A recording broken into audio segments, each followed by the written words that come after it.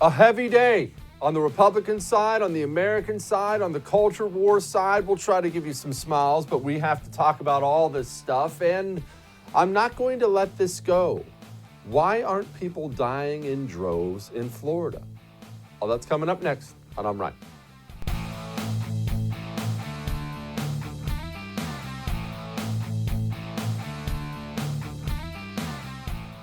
I love politics. You love politics. It's probably a love-hate thing with you like it is for me, but it's something that I think is extremely important. I mean, clearly, as you look around, you can tell politics is extremely important. So as far as hobbies go, as far as passions go, it's a pretty healthy one to find, right?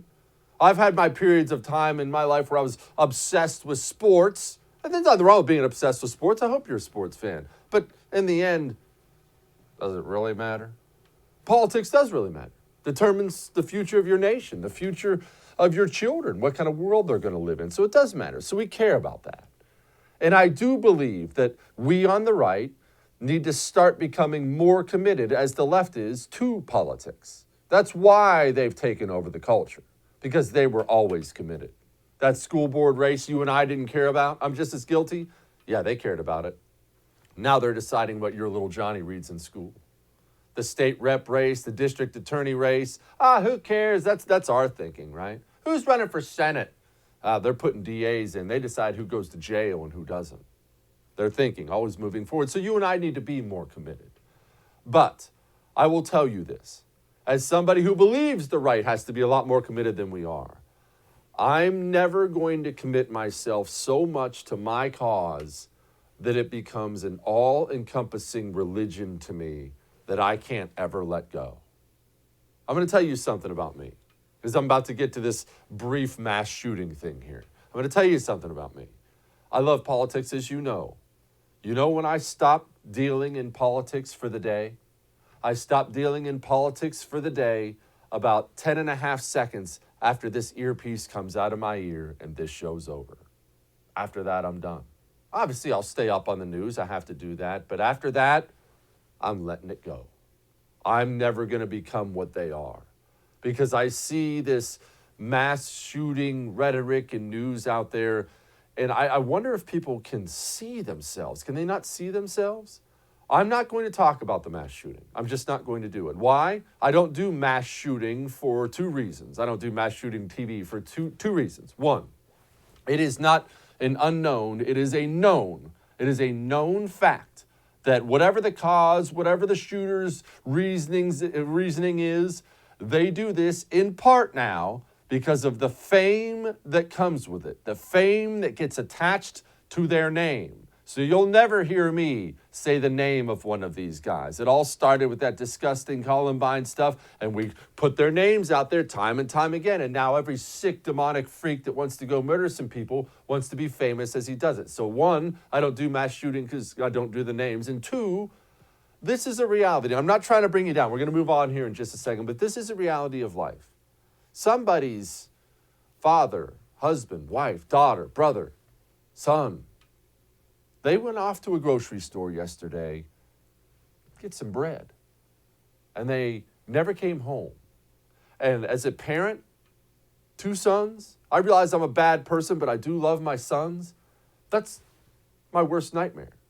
And I couldn't imagine if I had to live through that, God forbid, but if I ever had to live through something like that, seeing politicians or pundits on either side making it political.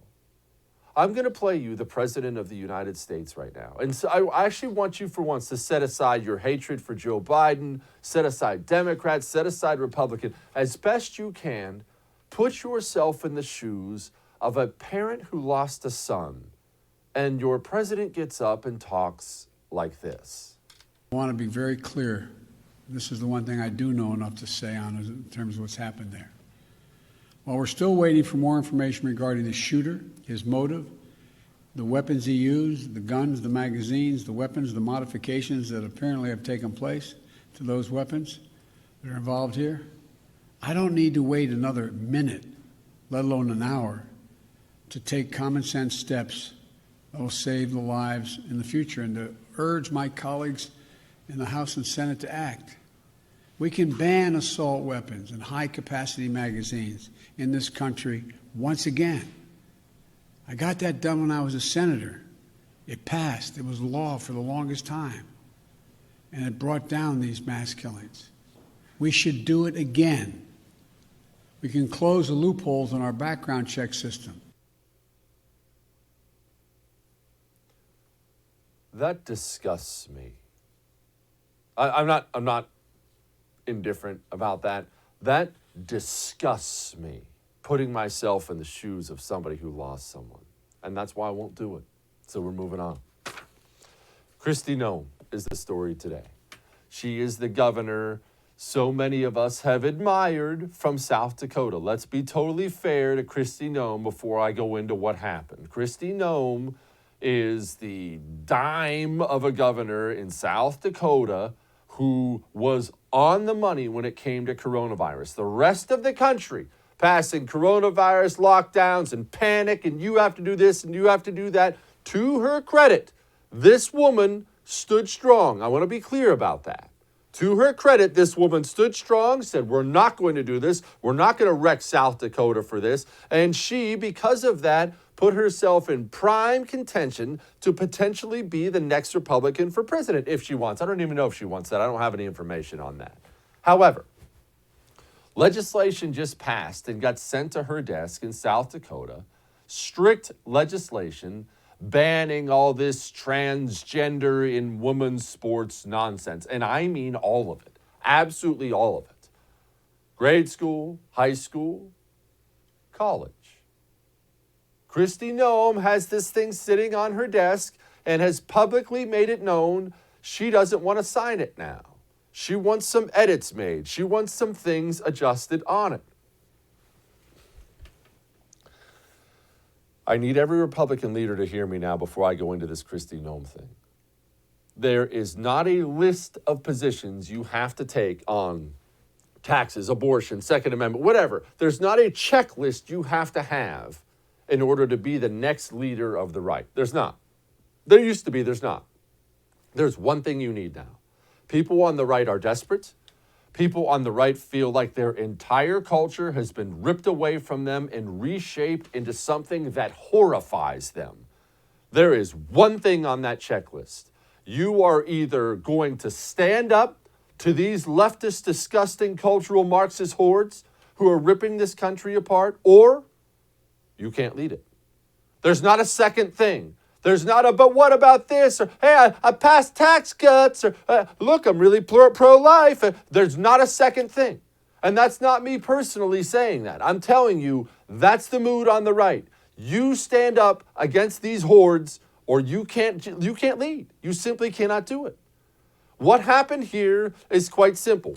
We know there's a Chamber of Commerce influence in Christie Noem's office. We know Amazon, they had a big plant there. I believe it was 1,000 people already making threats to leave. We know the NCAA saying, we'll pull out of here. We won't put this tournament here. We won't put this tournament there. And so what we actually know is this. Christie Noem's phone started ringing off the hook with people, important people, telling her, don't do it. If you do it, we'll leave. This is Bill over in this city. If you do it, they're going to pull the tournament out of this town. We lose $1 million. This is John with Amazon. I'm taking these 1,000 employees with me. This is Bob. I'm your big campaign donor, but I'm a big South Dakota University alum. If my university pulls out, you'll never have another fundraiser. And I know what happens because I've seen it before. You get enough of these people whispering in your ear, and soon you think to yourself, I can't do it. I can't do it. Well, let me tell you something. This isn't about Christie Gnome. This is about you, and this is about me. When I talk about the system, when I talk about these dirty scumbag communists owning every single cultural part of our society now, I mean it, and they do. You and I are now the counterculture. You and I are now the rebels. And that's actually the good news, because that can be a whole lot of fun. But, and this is a big, big, big but, here's something we have to accept. This is an ideological war for the future of the United States of America. And in any ideological war, and real war, but ideological war, there are casualties. Casualties. The system is called the system because they own it all. They own the media, the education department. They own almost all the big corporations now. They own the entire Democratic Party, half the Republican Party. They own your church. They own the military. They own the FBI. They have it all. What I'm saying to you is this. If we, on the right, are going to blink every time the system says it's going to hurt us, we have no chance of winning. None whatsoever. We are going to take casualties in this. We're going to take financial casualties. We're going to lose this big corporation here, this big tournament there. People are going to lose jobs. They come for mine all the time. You never know. I might not be here tomorrow. That's the way it goes. That's how it goes. But your choice is fight the war, accept you're going to lose some casualties, but try to win in the end, or just give up. I'll be honest with you. If you look at any communist system, anyone, where a few people have taken the whole thing over, what they do then and now, they make it really, really, really nice to just be part of the system. Come on, it's fine. You get a better job. It's safer. Just say men can become women. It'll be easier. It'll be safer. You're not going to lose that endorsement, do you? And they make it hurt really, really, really bad to be outside of the system. It just comes down to that. You ever hear about these communist countries? East Germany's a great one, where they had the Stasi. They were out there rounding up political prisoners and things like that. But if you ever do any actual reading on it, what will really, really strike you is how many people within those systems were actually willing to sell out their own husbands, their own wives, their brothers, fathers to the commies. I heard my dad saying this, send him here and cart him away. And you look at that and you think, oh my gosh, that's horrible. How could people do that? The truth is this. If you were a good little commie, you had better wages. You had better food. Maybe a color TV. A little better ride. Maybe a little coin in your pocket. Take your sweetheart out on Friday night. If you were going to oppose them, you end up in a dungeon with your fingernails pulled out. What I'm telling you is to be a countercultural rebel, as you and I are going to have to be, there's going to be pain that comes with that. Real life pain. It's coming. If we're going to shrink away every time Amazon dangles some jobs out there, we've already lost.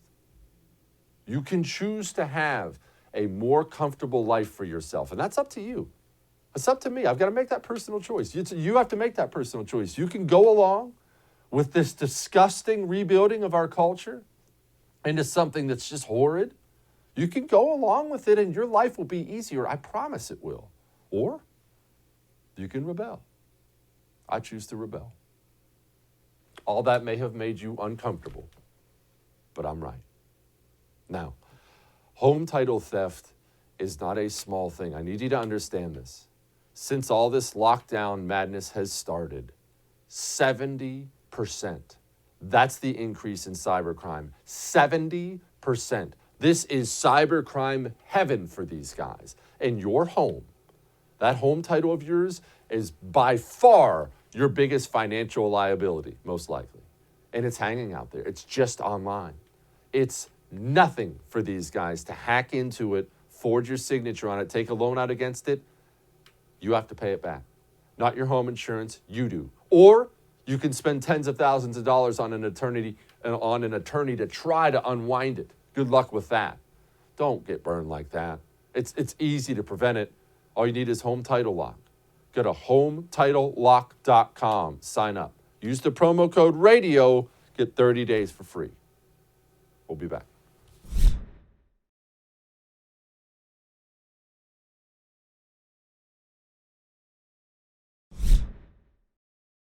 The system doesn't rest. And like I've talked about before, when you see the system going after your church, your military, your police force, they're not going after those things on accident. They're going after those things specifically because you admire them. You respect them. That's the way these leftists operate.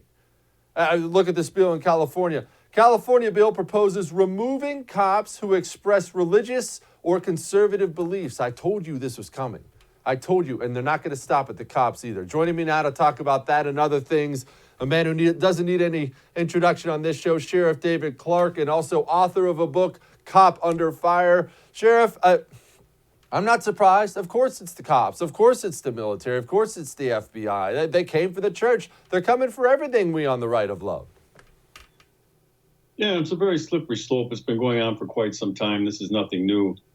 Law enforcement happens to be the low-hanging fruit for the left.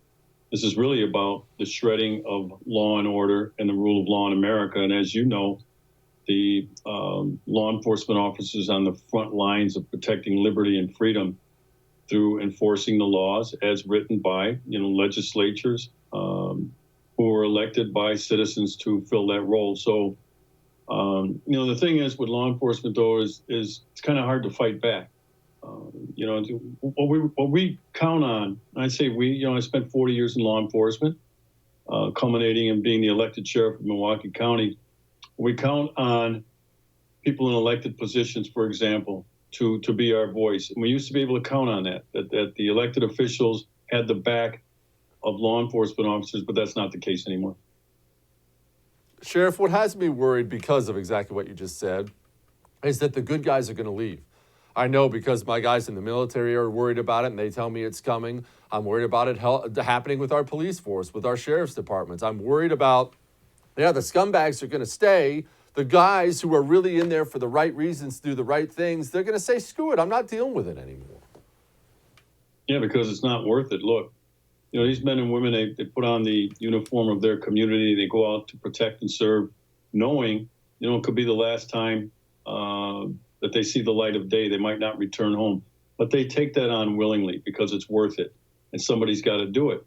But now you look at the situation. I'll tell you what, cops didn't sign up for what's going on now, getting criminally indicted for stuff that they had no control over when it happened. These political attacks, these politically motivated firings, if you will, these politically motivated criminal charges. That's not what they signed up for. So you're right. People have options now. It's going to be very difficult as time goes on to get the best of your community. And that's what law enforcements are. They're the community's best. It's going to be hard to find these people in the future. Speaking of cops doing their jobs, I saw this from Bill DeBlasio, and I wondered about it. They want police to investigate non-criminal hate. Quote, those who commit hateful but non-criminal conduct should be confronted by the NYPD, Bill DeBlasio says. Quote, I assure you if an NYPD officer calls you or shows up at your door to ask about something you did, that makes people think twice, and we need that. I think that has an educating impact on people. I think that has a sobering impact what we need. What is a New York cop supposed to do? You got a pension, you got a wife at home, kids at home. You can't just drag up and leave, but how are you supposed to, in a good conscience, enforce something like that? Well, let's sort that out. There's a number of problems here. First of all, DeBlasio's a straight-up cop hater. Has no use for the NYPD, has thrown them under the bus a number of times. But, beyond that, what we're talking about when he mentions something like that, that's a police state. The police have to have lawful intervention in order to confront people, in order to stop them from moving about freely. They have to have this reasonable suspicion or probable cause. That doesn't rise to that level like that. So, if it were me, I'm a citizen and I have a cop stop me about something I said, first I'd say, you're going to place me under arrest. If not, I'd like to go about my business. And that's kind of how you're going to have to handle it. But, we shouldn't be using law enforcement. And these chiefs and sheriffs out there, they got to be very careful with this because they rely on the support and help of the public to solve crime, right? To solve crime and to solve disorder, acts of disorder. Without the community on your side, you're not going to be very successful at what you're trying to do. So, some of these chiefs and sheriffs are going to have to develop a backbone and stand up to these elected officials and say, you know what? It's not what's prescribed in our rules and in our laws to intervene, in people's freedom of movement here in that way, and I'm not going to have my officers do it. Sheriff, the border situation is not getting better. It's not getting better anytime soon, and I I don't know how this situation resolves itself. We have an absolute disaster down there, and the Biden administration, for political reasons, can appear to be anti-illegal. So how does this end? Well, first of all, it doesn't resolve itself. It can't. It was fixed. All right. President Trump fixed our problem of illegal immigration at the southern border. Democrats come along and they do what Democrats do. They wreck things. They break things. Go back to the 60s. They broke the black family with their war on poverty. You go back to to Obamacare. They wrecked the private health insurance industry. And then they come along with these supposed fixes like the war on poverty and like Obamacare. And all that does is throw money after money after money down a black hole trying to solve these things. Poverty's gotten worse since the war on poverty, yet we spent about $20 trillion over the last half century to reduce it. People are still uninsured under Obamacare. Healthcare costs have risen. Again, they wrecked it. So you look at our southern border, it was fixed. They came along, they wrecked it. And then they'll propose some fix for it, and it'll involve some $2, $3, $4 trillion package to fix what was already fixed at the southern border. And what's contained in the bill will have nothing to do with illegal immigration. It'll be spending for their supporters and donors. So, shame on what's going on down there right now. The poor people of Texas, poor people of Arizona, California are having to deal with this thing. The United States Constitution, Article 4, Section 4, says that the federal government, in part, it says the federal government shall protect states from invasion. That's what this is. These caravans are an invasion, and they are not protecting these states from it. So the states are having to take this on themselves. God bless Texas. God bless Governor Abbott for what he's doing down there. Sheriff, I get this question all the time, and I figure you'd be the perfect man to ask. People are scared right now because of everything you and I have laid out and other things about what's going on in this country. People on the right feel like their culture is being ripped up and remade into something they don't frankly want to live in anymore. What do you tell people? Do you tell people to move to this state, move to this city, run for office, go to the mountains and hide in a cabin somewhere? What's the Sheriff David Clarke advice? Well, there's any number of things that people could do, but first of all, the rule one, I think, is be not afraid. All right, there are a number of things that people can do, but you got to fight back. You got to push back. You got to do so reasonably, but at the same time, this whole fabric of our country is being shredded by the left, by the Democrats, by progressives, right in front of our face. The Constitution is being shredded. The rule of law is being shredded. And we're going to have to fight back. One of the ways you mentioned, participate in elections, but elections don't solve everything. But it's one thing people can do. If you're in one of these states, get the hell out of there. Go to a state that's more friendly toward the Constitution, freedom, and liberty. So any number of things like that, or people can do. But the last thing I would tell people: don't cower. All right, don't curl up into a corner and feel helpless. Fight back, damn it. Amen. Sheriff David Clarke, thank you, sir. I appreciate you. My pleasure. All right. Hear me now. If you're a veteran and you're hurting, I'm talking PTSD, traumatic brain injury, alcohol abuse, substance abuse. Just be totally frank with you, I've been there. I have been there. I have been fresh out of the Marine Corps, fresh back from Iraq, sitting in my apartment by myself. I didn't even want to talk to girls with all the blinds closed and the lights out drinking beer. I've been there. Am I proud of that moment? No, but I got out of it because I got help. Go get help. Warriors Heart Foundation is here to help you. And they have so many options and so many ways to help you. It doesn't mean you have to quit your job. They have inpatient, they have outpatient, they have all kinds of treatment options available for you. There's no shame in struggling. That's just life. People struggle. The shame is if you won't get help. So if you're going through it, if you have a friend going through it, a family member going through it, it's time to call or go on the website. 866-950-0636. That's 866-950-0636. Or go to warriorsheart.com/thefirst. That's warriorsheart.com/thefirst. Get help. We'll be back.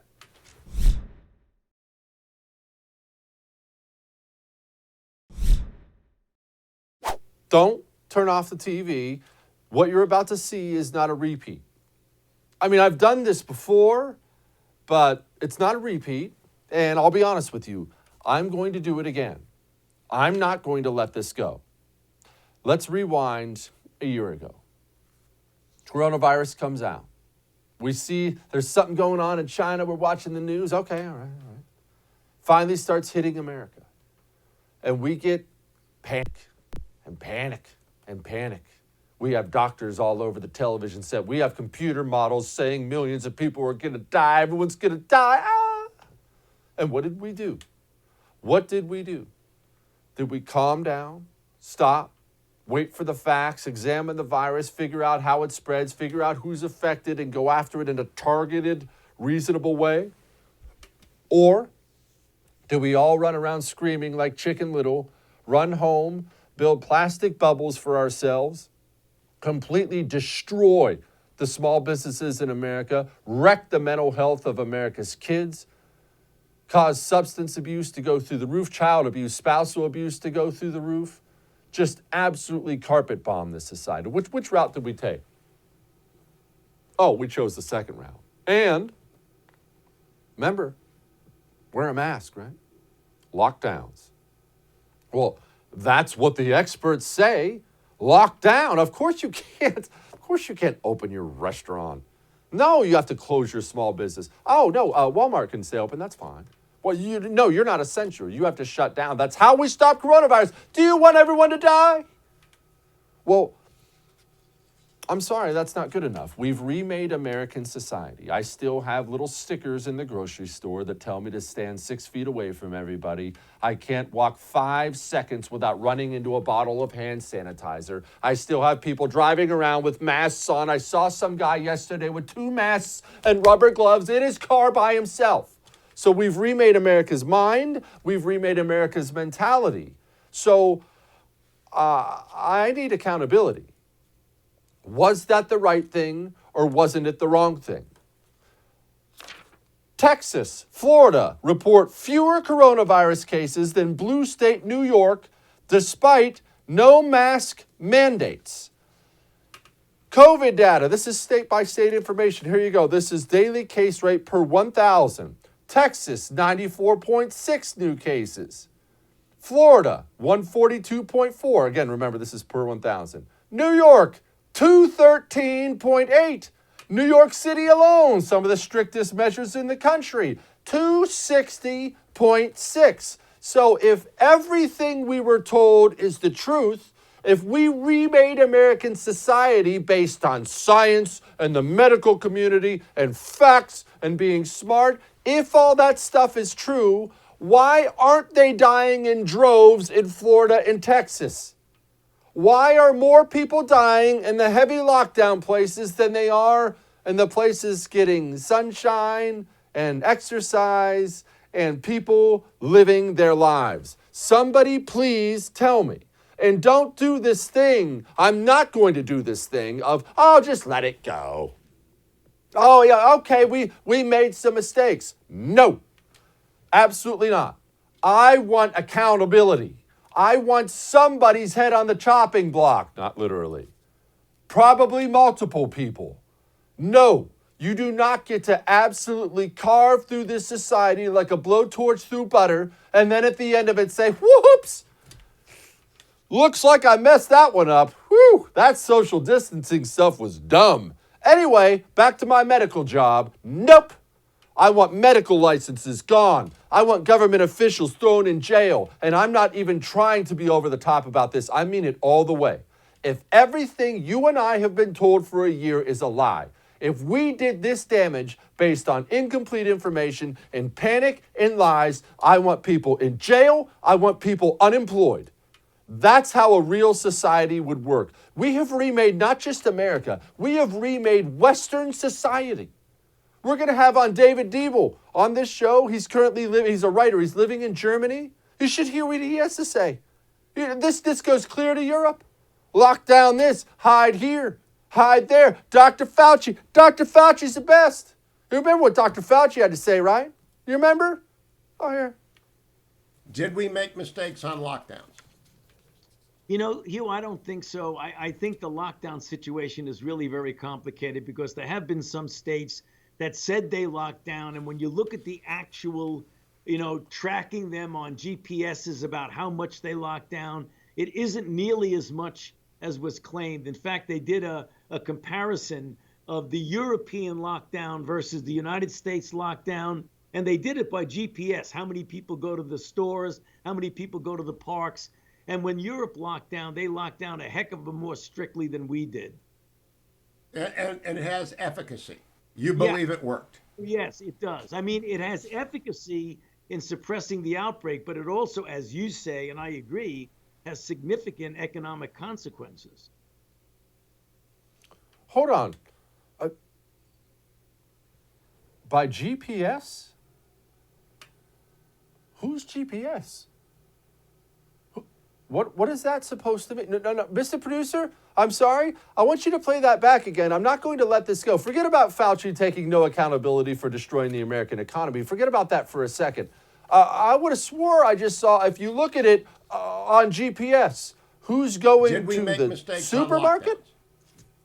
lockdowns? Hugh, I don't think so. I think the lockdown situation is really very complicated because there have been some states that said they locked down. And when you look at the actual, tracking them on GPSs about how much they locked down, it isn't nearly as much as was claimed. In fact, they did a comparison of the European lockdown versus the United States lockdown. And they did it by GPS, how many people go to the stores, how many people go to the parks.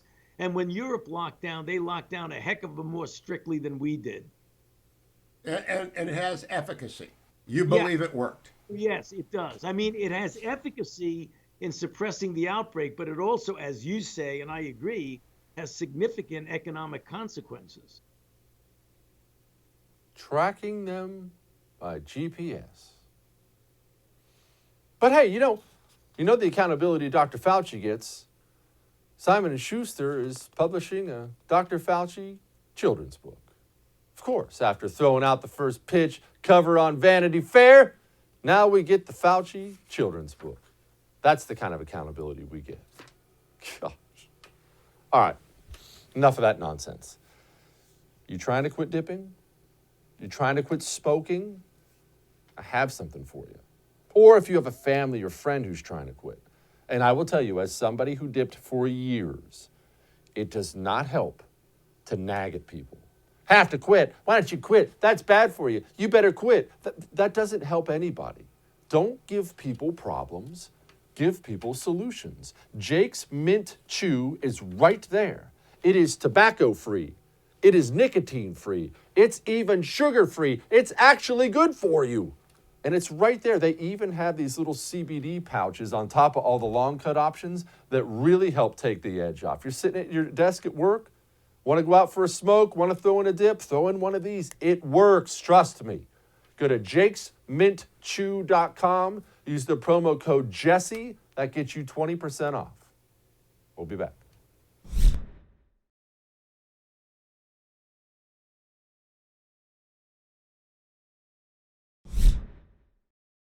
Well, as you well know, we're big fans of the Babylon Bee on this show.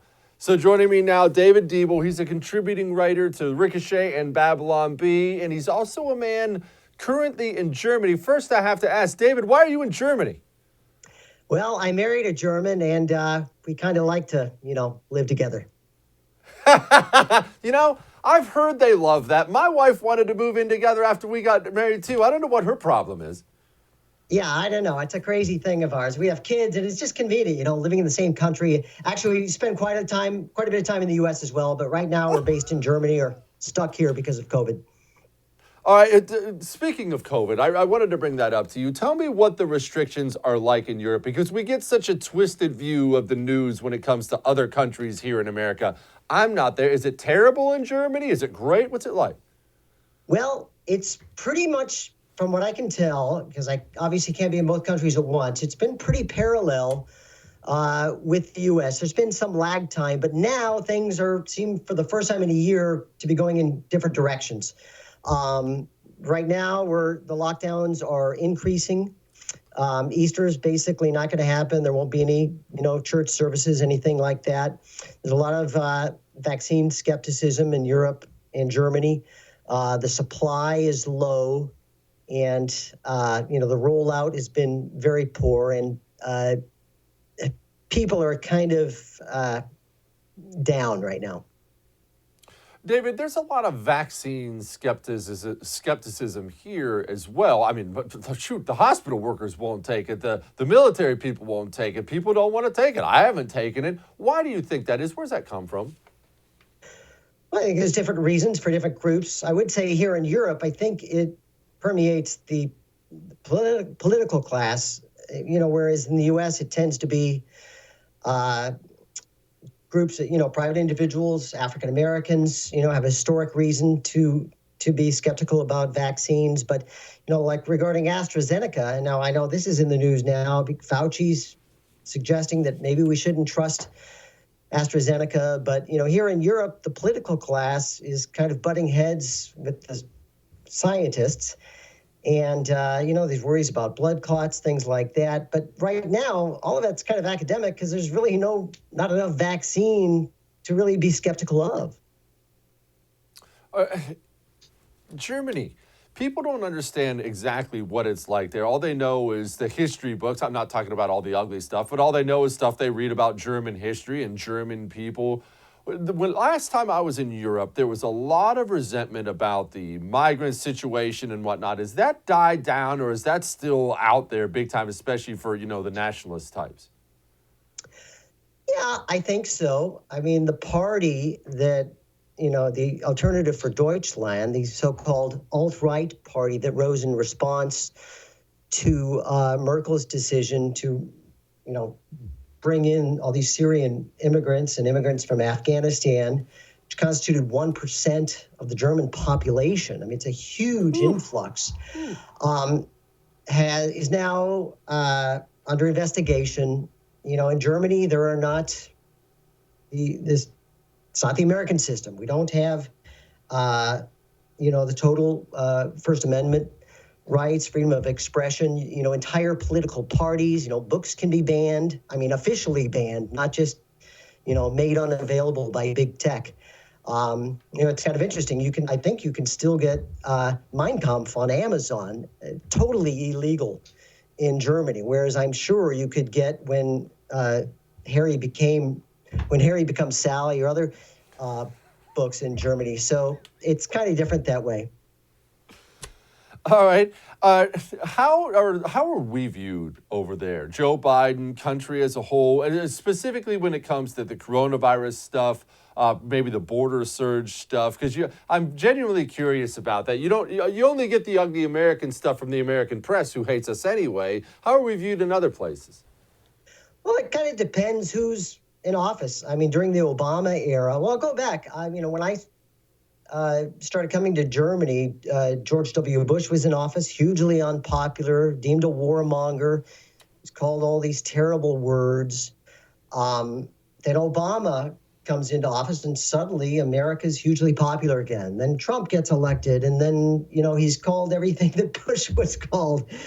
And then Trump is, voted out of office, and Biden takes over. So, I mean, it's quite literally, I don't mean to overstate it, a lot depends on which party controls the executive branch in the U.S. There's a huge political consensus in Germany. And that consensus is, left of center. There's deemed to be a great threat from the right in Germany. And the attitude regarding the left is there's no enemies on the left. Oh, jeez. Okay, so that sounds very similar to the American system over here. All right, David, Babylon Bee. Obviously, you guys kill it with the satire, but you kill it consistently. And what I've said all the time about Babylon Bee is this. It's very, very, anybody can be funny once.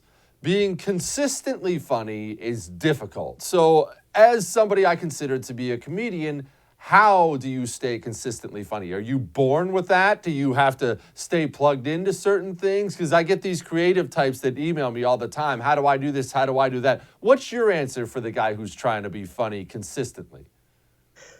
Well, I I think talent is probably overrated. I mean, when I started, I couldn't do anything. I didn't know how to write a joke or tell a joke. So at some point, you just kind of have to get out there. I mean, for me, doing stand up, my story's typical. I just started going out and doing open mics, and I finally developed that first 5 minutes of material, and I built my confidence that way. So now, especially with the lockdowns, social media kind of serve as open mics where you can throw material out there and you can see the response you get. Of course, a lot of things that I think are great, maybe don't get a great response. Other things which I think don't have, think are going to be that fantastic, get a huge response. You can't really tell. Ultimately, it's the audience that decides. But as for everything being funny, the truth is, mostly the audience only sees the final product. If you could see everything that comes into our minds, you probably wouldn't be all that impressed. It's on that same note when it comes to comedy. Look, I hate communists for a lot of reasons, but I definitely hate this cultural Marxist crap we see in America now that is destroying, in my opinion, it destroys music, it destroys movies, and it has completely wrecked comedy. Even our late night comedy shows. I mean, it used to be, I'm sure you remember, it was Letterman and Leno, and before that it was Carson and all these guys you could sit and they just kill. And now it's just a bunch of left-wing goons making the same political points. It just wrecks everything. And I think the future of comedy is actually going to be right-wing comedy. Am I nuts? I think so. The left destroys everything that it touches. On YouTube recently, I was watching old Johnny Carson clips, and Ed was not there, so he had, I forget the band leader sitting in, it's his sidekick, Doc. And they're talking about Doc's divorce, and he's saying things about his ex-wife that I just can't believe it. It's been so long now, and it is hilarious. And now you've got the New York Times saying that, the Babylon Bee is using satire as, a way to distract from, as a cover for fake news. I mean, it's unbelievable. And comedians, regardless of their politics, hate it. Not all of them will admit it, but they hate this political correctness, this intersectionality, this sensitivity, this critical race theory. It's becoming a partisan issue. I mean, a nonpartisan issue. It doesn't matter what your politics are. Comedians hate this politically correct culture. David Debo, everybody. Thank you so much, man. Appreciate what you do. Thank you, Jesse. We're not quite done yet. You ever removed a tree stump? You're about to learn from the master. Hang on.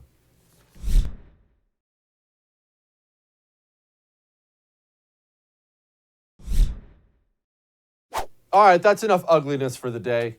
It's time to admire greatness. We like to admire greatness on this show. That's why we admire me. Quit. I'm kidding. You ever removed a tree stump? Well, let me tell you, you're an amateur. Here's the pro.